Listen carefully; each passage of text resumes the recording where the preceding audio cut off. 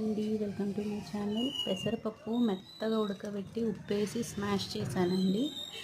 ఇప్పుడు తాలింపు వేసుకుందాం. కొద్దిగా నూనె వేసేసి ఎండుమిర్చి, కరివేపాకు, అల్లం, వెల్లుల్లి, ఆవాలు, జీలకర్ర.